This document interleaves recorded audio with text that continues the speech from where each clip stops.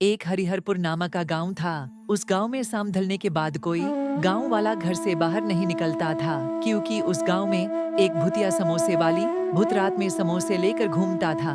उसके समोसे की खुशबू पूरे गांव में फैल जाता थी। खुशबू से गांव वाले आकर्षित होने लगते थे और अपने घर से बाहर आ जाते थे।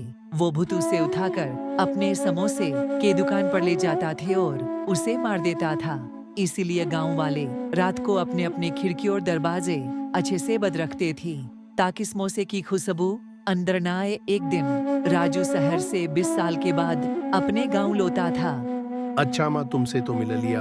अब मैं अपने दोस्तों से मिलकर आता हूँ। ठीक है बेटा, जाओ और शाम को जल्दी घर आ जाना। ठीक है माँ, मैं जल्दी आ जाऊंगा। राजू अपने दोस्तों से मिलने चला जाता है और मिलते ही राहुल, दीपक, क्या तुमने मुझे पहचाना? मैं तुम्हारा बचपन का दोस्त राजू, जो शहर पढ़ने चला गया था। यार, तू मेरे दोस्त कितने सालों बाद आया है तो गाँवों में। इतने दिन के बाद हम लोग मिले हैं। चलो आज हम लोग कहीं घूमने चलेते हैं। नहीं नहीं, हम नहीं जा सकते हैं घूमने। क्यों, क्या हुआ? तुम लोग घूमने के नाम से क्यों इतना डर रहे हो? ईश गांव में शाम होते ही गांव के लोग बाहर नहीं निकलते हैं। पर क्यों, क्या बात है?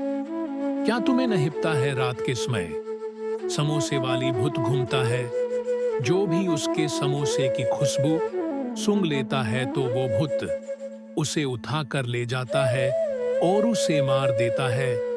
शायद तुम्हें भूत के बारे में कुछ भी नहीं पता है। तुम खिड़की और दरवाजे बंद करके सोना। चलो भाई, अब घर चलते हैं, शाम होने वाला है। इतना बोलते ही राहुल और दीपक अपने अपने घर चले जाता है। ये दोनों बिना कैसी कैसी बात बोलते हैं। ये भूतूत कुछ अभी नहीं होता है।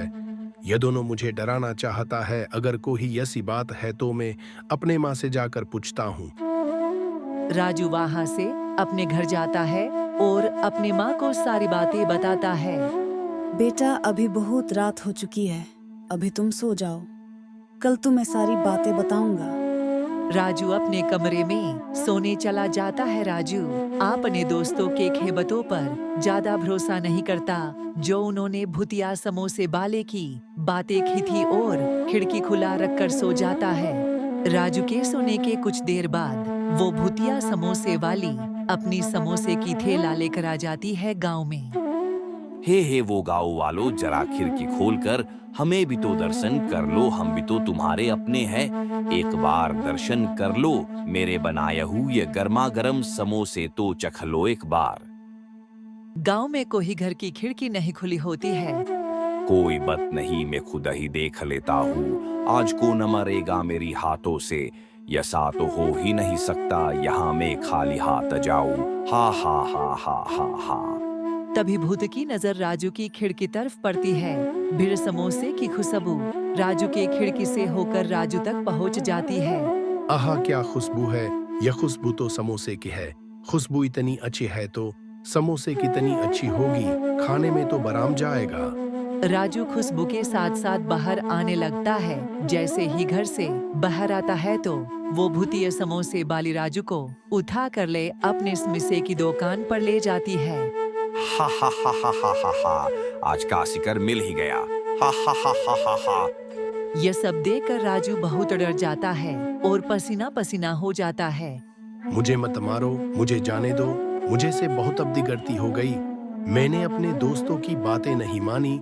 मैं खिड़की खुली रख कर सो गया। मैं तुम्हारा सारा काम कर दूंगा, झाड़ू पोछा खाना बना दूंगा, लेकिन मुझे मत मारो, मुझे जाने दो।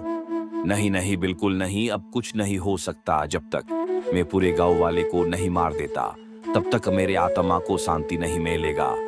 राजू भूत के आगे बहुत गिड़गिड़ाया, पर भूत के आगे कुछ नहीं चलता। जैसे ही भूत पने लंबे लंबे नाखून उसमें सीने में घोंपता है तो भूत राजू के गले में ताबीज देखता है, तो ताबीज देखकर चौंक जाता है।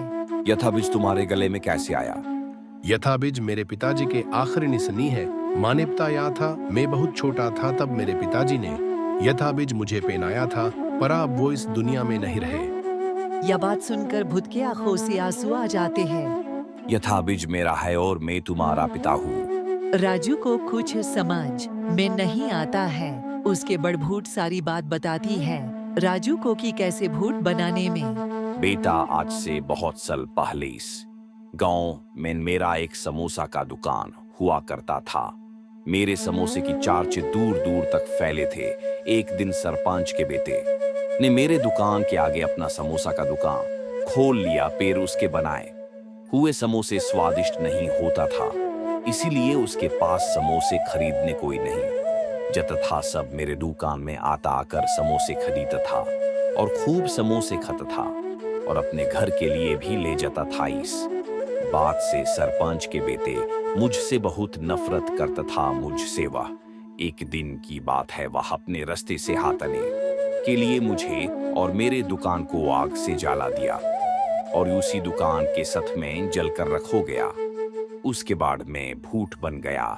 जब तक मैंने उसे मारा दूंगा तब तक मेरा आत्मा को इस शांति नहीं मिलेगा।